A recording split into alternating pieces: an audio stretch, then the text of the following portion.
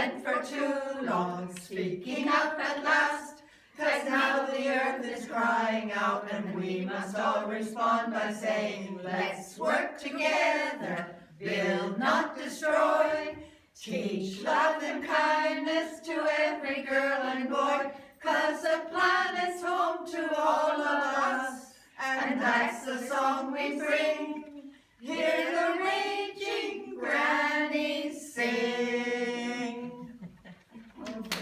On a mail, my regular weekly newsletter, and getting this response from Sylvia and Siobhan, and then knowing that a whole group of women were excited to meet, that would come for an afternoon and talk about Voice of Women, because really, I want to talk first just about the organization. So, and we'll just start me. I've been the national coordinator since 2009, and I retired. I don't want to say like I just quit. I was ready to move on, so I've retired.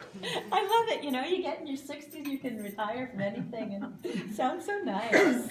So I retired. And we hired a coordinator, and unfortunately, she, fortunate for her, she got a better job. And so we had given her part-time for 6 months, and she got a full-time for 6 months with a really great organization. So it's good, But now we're looking again. And so I'm becoming a Hebrew priestess, and so now I can officiate weddings, and so I'm doing a lot of life cycle work, and teaching, and speaking as well, and I do workshops to motivate women. So I just wanted to, I thought, wow, if I don't start doing this other part of me that I really love, when am I going to do that? So I decided I'm going to do it, and I'm going to resign, but now I'm not going to resign. So I'm back in the office, and we are madly looking for a replacement. And but organization in a financial way is really, we're in trouble. And so, you guys are talking the 80s, but, Voice of Women started in the 60s.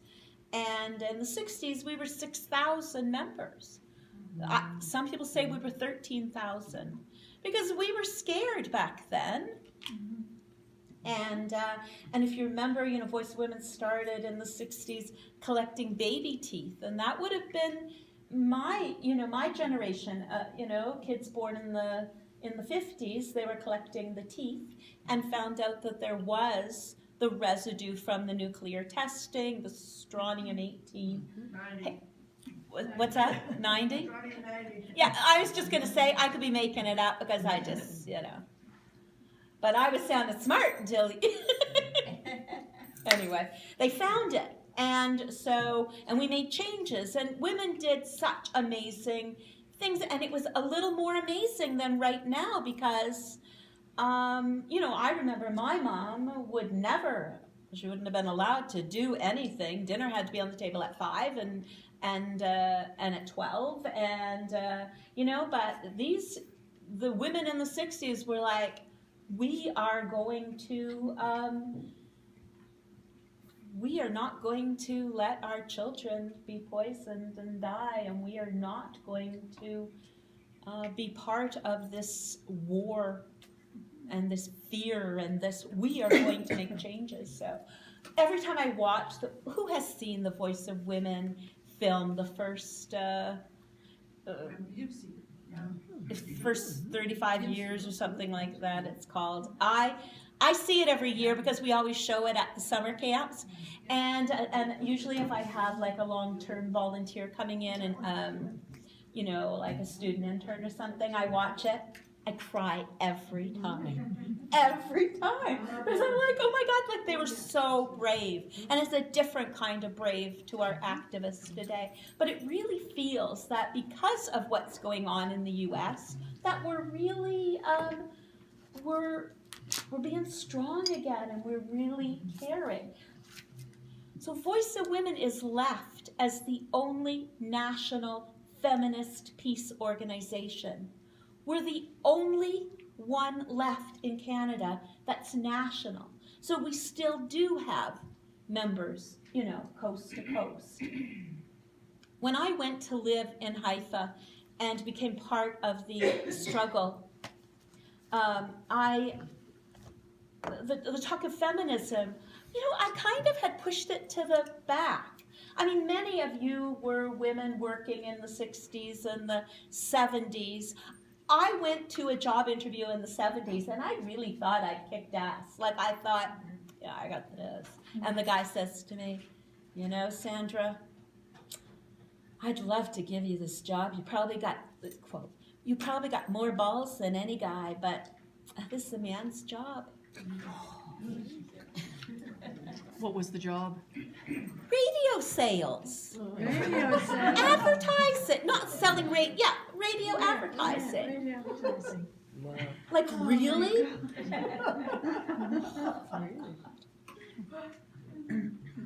And then in the, when was that? In the 90s, I think, some employer, his friends said, oh, you're, whatever his name was, oh, Danny, you're Danny's new secretary, are you?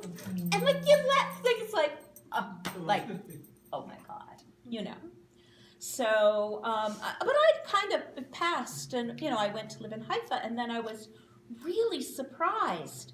The talk of feminism, and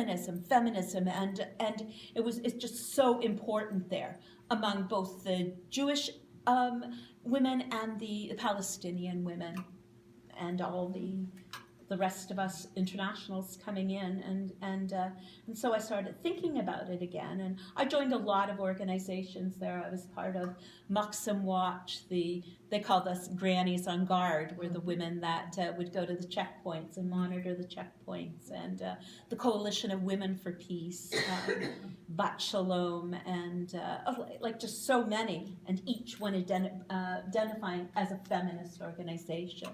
So. And Isha was working on United Nations Security Council Resolution 1325. That's the first Security Council resolution that dealt with the issues of women and children in areas of war and conflict. So then I come back and Voice of Women discovers me. I think that was shortly after I occupied the Israeli consulate. And that was during the attacks on Gaza, when over 1,500 people were killed and more than 500 of them were children, and 8 Jewish women. We occupied the consulate, and then I went to Gaza, and then I found out about Voice of Women. They supported my they threw a dinner and gave me like $500 or something. I don't remember, $100 or whatever, and I came back and I was like, well, this is my organization. This is feminist. This is peace. This is what the women are doing, and how important, you know, how important feminism is. Because while I was there, I believed naively that if women just, you know, I just thought, oh, we really just need to come together. We need to tell everybody, and we're going to have peace everywhere. So it was, you know, a little blindly stupid, and but I believed it. Usually, every action I do, I think, the next step will be peace. So I joined Voice of Women, and I became the national coordinator. And the problem is that we have 2,000 people on our mailing list, but we have 200 paid members this year, 200. And so it's really hard to keep the organization going. And our board is an aging population. You know, we have a couple of young women on it.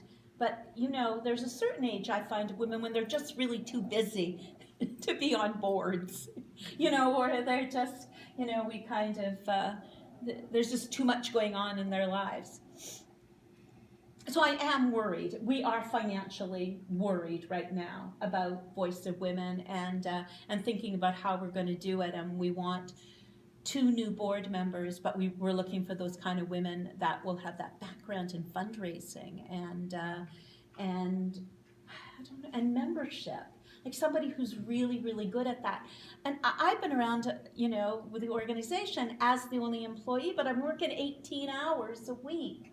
Like, it's barely enough time to answer all the emails and get a newsletter out, update the website, and the many other things that I've been doing.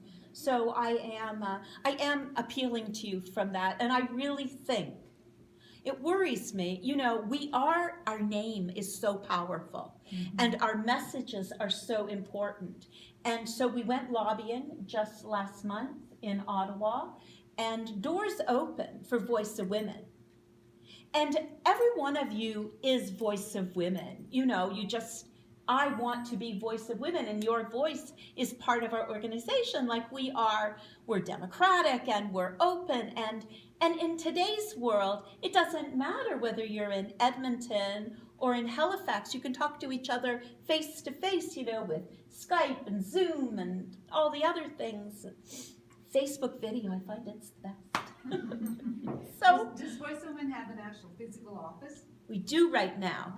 And now what would you do if you were the national coordinator? Wouldn't you move it right near your house? So I did. But it's said in the rules of Voice of Women, in the Constitution or something, that the office had to be in Toronto. Well, I don't know what that was about or why it said that. It doesn't make any sense to me. We're a national organization. So I'll have that out of the books pretty quick.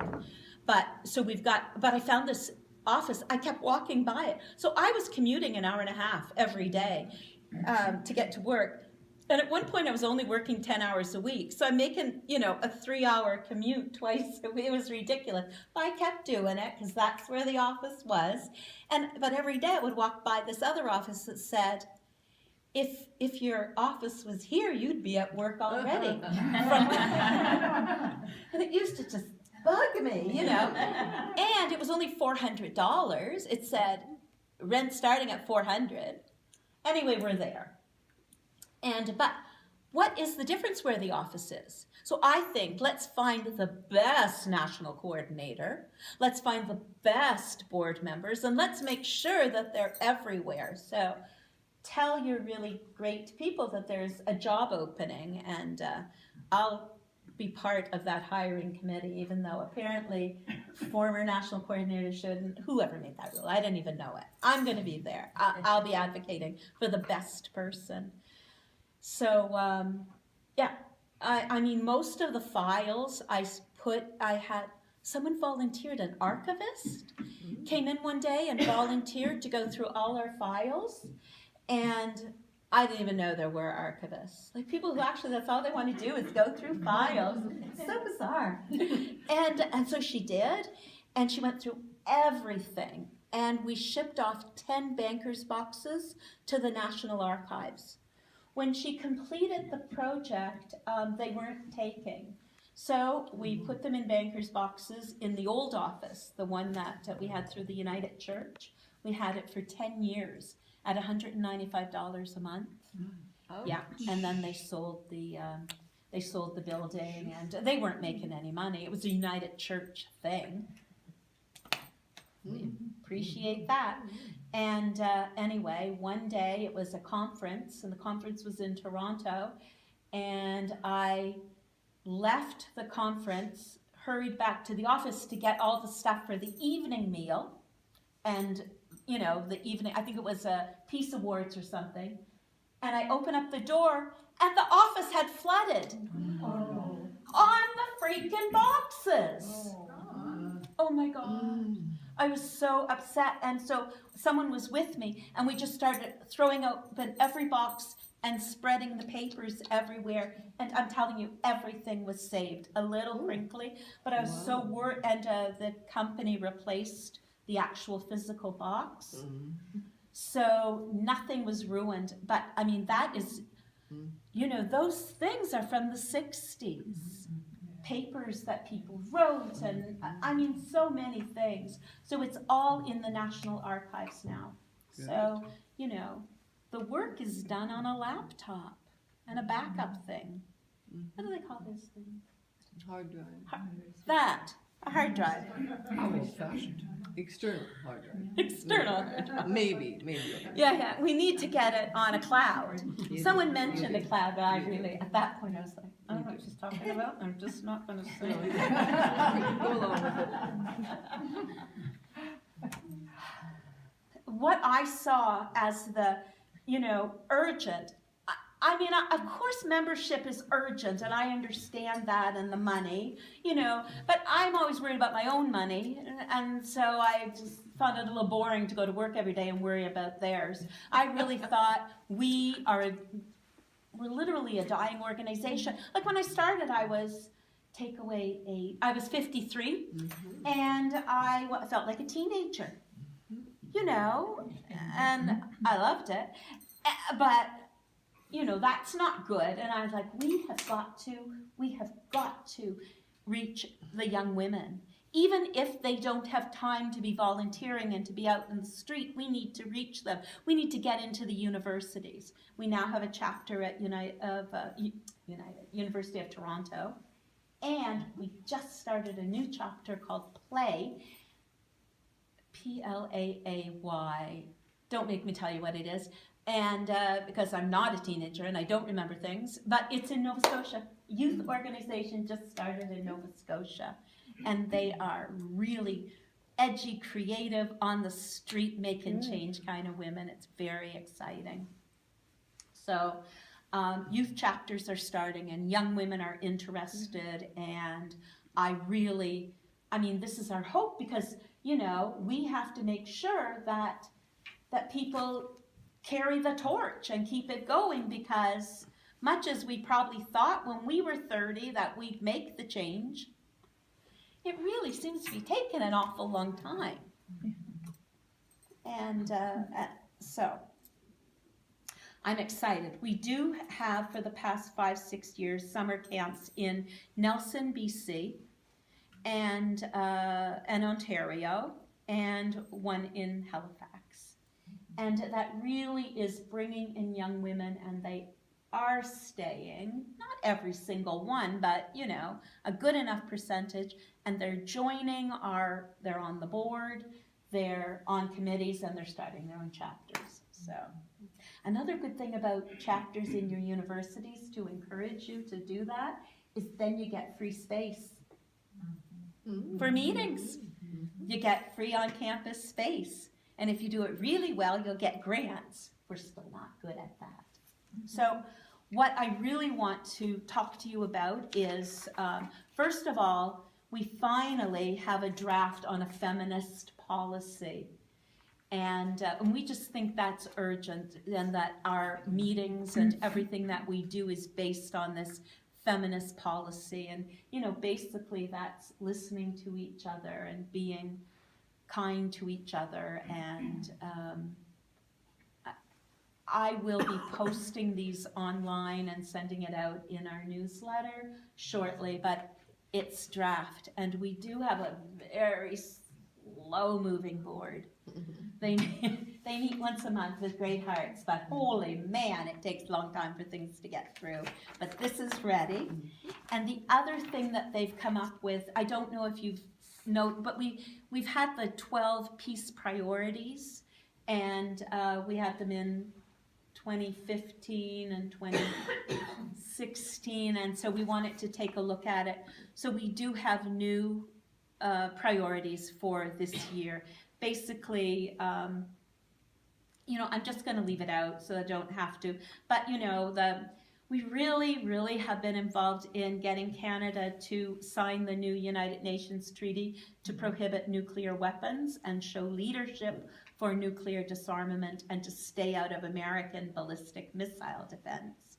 So Canada just abstained, didn't show up. I mean, yes, he did. Like, what? And also, Canada's new defense policy and hard power global affairs posture threatens security, military spending. Yeah. We do do this, every year we have the GDAMS campaign, the Global Day Against Military Spending, and we do it in connection with the International Peace Bureau. So whatever they're doing, we try to do. And they had a selfie campaign, which was really cool, where you held up a sign and said, if I had $1.75 billion, which is what we spend internationally on weapons, I would put it to eradicate hunger, or whatever it was, and you took a picture of yourself. And I'm proud to say that it looks like Voice of Women had the most selfies. We had like hundreds of them, and so they've been doing that and Twitter stuff. So when GDEMS comes around in April, we like to jump in on that. We have a busy calendar. So I brought the 12 priorities that you can look at, if you just want to glance at them now, but they'll be on the website. Here's what I'm hoping that comes out of here. I'm hoping that each and every one of you, if you have email, will sign up and you'll get that weekly or every 2 weeks or 3 weeks, what is happening in Voice of Women. And you'll want to sign up because you'll be in there in the next one. I can barely wait to get home and write it. And if you don't, if email's not your thing, we are still mailing out from time to time a hard copy. Well, what we started to do was I made a very inexpensive newsletter, and I thought I'd do a couple a year, but anyway, we're down to one a year. It takes time. And it's about 8 pages long, and it just tells basically a summary of what's been happening in the year. We'll keep you up to date. I'm hoping that you'll sign up for our mailing list, but really, I am hoping that you would join and be members, because what I was trying to say is, yeah, we can go and lobby, and I can go and say, hi, Prime Minister, I'm with Canadian Voice of Women for Peace, and you'd be like, oh, wow, big name. Yeah, we've been around since the 60s. Whoa, big organization. Only national feminist peace organization. And you're like just really impressed, but then you're kind of smart and you go, what's your membership? Yeah. 200 women across the country. We used to have 20, but now we have 3. Like, it's bad, and why is that? Like, because we are a voice. It really doesn't matter how many times you meet in the living rooms or what you do, but I think that it's absolutely urgent that we make a power in our names. So yes, I can say I email 2,000 people, but I got to be asking you, that there are fashion bloggers and they're emailing 19,000. I don't know how they're getting that. But why aren't we? Because we care. And so I'm worried. I'm really worried. And so I really hope that everyone in the room, and I got to tell you, this is a huge gathering. And isn't that a little bit sad? How are we missing the boat? We're a really big country. But we are the, women, we will make the change. And they convinced me of that when I lived in Haifa. I was convinced that women think differently, women are affected differently, and we can be the change. And you knew that in the 80s, and we knew it in the 90s, and it's freaking 2017, and things are looking bad. So I would like you to put your name down as members, and everything in Voice of Women is pay what you can. So our suggested membership is $50. Yes, that makes a big difference. But if you paid $5, you paid $1, but you put your name down as a member, that's really important to me today.